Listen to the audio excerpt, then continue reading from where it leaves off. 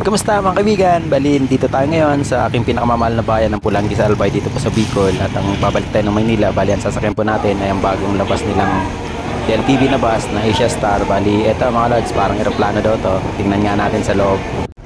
Ayan mga kaibigan, bali nakikita po ninyo, mga leather po ang upuan, maluluwang. Tapos eto yung headrest niya, talaga naman na napakaganda. At eto, kitang kita mga kaibigan, mga lods, yung seat number kahit na araw.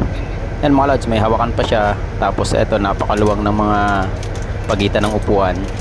Tapos napakalinis, napakaganda ng interior niya sa loob. Eto naman mga lods, so, napakalawak. Talaga namang hindi kayo mangangalay. At napakaganda ng mga talagang upuan, grabe. Napakasosyalin. At dahil nga po mga kaibigan, nare-recline po yung upuan talagang halos pwede na siyang ihiga. At eto mga lods, talagang napakalambot ng headrest niya at napakalakas din ng aircon. Naku po, talaga naman, kailangan mag-jacket kayo rito. Eto, napakaganda talaga ng interior niya, lalo ito sa may taas, talagang sobra, parang kang nasa eroplano. Ang ganda mga lods, napakaluwag ng bus na to, napaka sarap bumiyahe sa gamit ang bagong bus na to ng Asia Star ng DLTV. Eto mga lods, napaka-komportable talaga sa biyahe, sobra. Talagang malupit, makakatulog ako nito sigurado na naman. Eto mga lods, may palabas pa, talagang maganda yung mga palabas na papanahon, halos lagi siyang meron. At eto mga lods, yung apakan na kung gusto nyo na may apakan, ayan, pwede nyo siyang ibaba. Okay mga lods,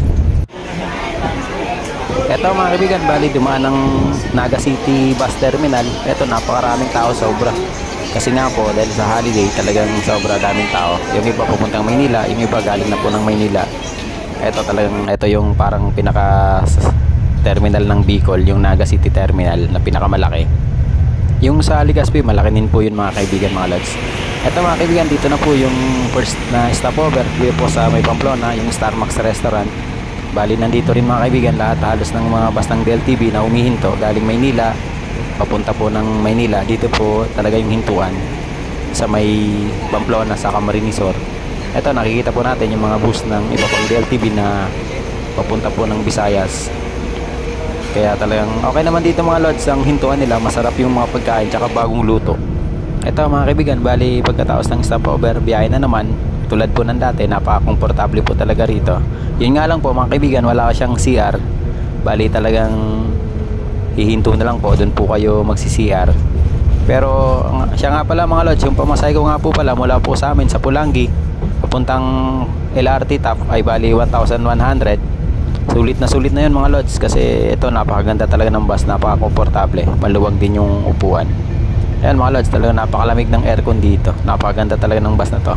Lagi pang may palabas, kaya di kayo maiinip sa biyahe, lalo na kung day trip na ganito katulad nito mga lods.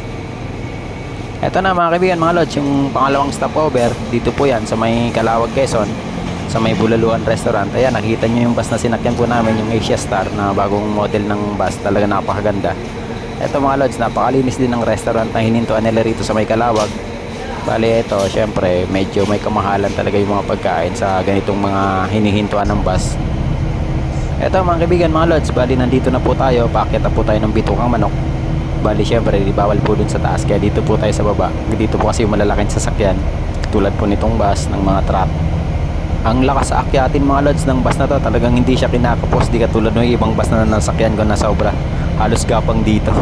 Pero eto mga lods, tingnan nyo, talagang maning-mani sa driver, maning-mani ng bus na to yung akyatin. Sobra, saktuhan lang din yung bilis niya mga lods. Talagang, kumbaga, hindi naman siya sobrang mabilis magpatakbo yung driver, kaya talagang napaka-safe din, napakaganda ng biyahe dito mga lods. Hindi siya ganun katindi kabilis, di rin siya ganun kabagal, saktuhan lang talaga. Kaya talagang napaka-komportable, bukod sa napakaganda ng bus na to, komportable po talaga yung biyahe nito ng DLTV na to mga lods. Kaya malupit, maganda yung bus na to mga lods. Isa ito sa i-consider nyo na masakyan kung sakali man uwi ko ng Bicol to Manila o kaya Manila to Bicol. Ito mga lods, napakagandang kagubatan to. Ito na yan, nasa may gilid po yan. Dito po yan sa may Bitukang Manok. Ang sarap talaga paminsan-minsan na uwi kayo ng probinsya, tapos ganito yung nakikita nyo, napakasarap sa mata, na bukod sa makakapiling nyo yung pamilya nyo, talagang maganda pa yung madadaanan nyo. Ito mga lods, yung last stop, bali dito na po yan sa may Pagtinaw, malapit na po sa Lucena. Dito po yung huli, tapos dito rin po yung kargahan nila ng diesel. Yan mga lods, talagang sobrang napakaganda ng bus na to. Dito pa lang sa labas talagang mapapawaw na kayo, lalo na dun sa loob. Talagang lupet, maganda yung Asia Star na bagong bus ng DLTV. Kaya ito, swerte na nakasakay ako rito mga lods, kaya talagang na-vlog ko. Nakikita ko lang kasi dati ito mga lods eh, di ko alam na masasakyan ko to. Naswertehan lang din. Ayan, talagang lupet. Sobrang ganda ng bus na to mga lods, mga kaibigan. Tara, bakit na tayo kasi mga lods, paalis na naman. Pero malapit na. Halos mga 10 hours na ang buong biyahe namin mga lods mula sa amin sa Pulangi. Eto, napakaganda lods oh. Tingnan nyo naman, pati dito sa may driver seat. Tapos pag nandito na kayo, makikita nyo yung mga upuan na napakaganda talaga. Napakaganda sa loob. Napaka-komportable talaga. Ang sarap bumiyahe mga lods nitong DLTV na to. Talagang sobra. Sana kung mayroon lang din CR talaga, mas okay na okay pa rin. Pero okay na yun mga lods kasi di ka rin masyado talaga makakaihi pag may CR na kasi tumatakbo yung bus, napakahirap umihi. Pero syempre mas maganda pa rin kung mayroon din nun para kung sakali man talagang di nyo na mapigilan, lalo kung may sakit kayo, talagang kailangan ng umihi, yun, may maihian kayo kahit na tumatakbo yung bus. Eto mga lods, nandito na po tayo sa may expressway, SLEX na. Kaya ayan po mga kaibigan mga lods, yung vlog ko po dito po sa DLTV. Sana po nagustuhan nyo yung pag vlog na to. Maraming salamat po. God bless po sa ating lahat.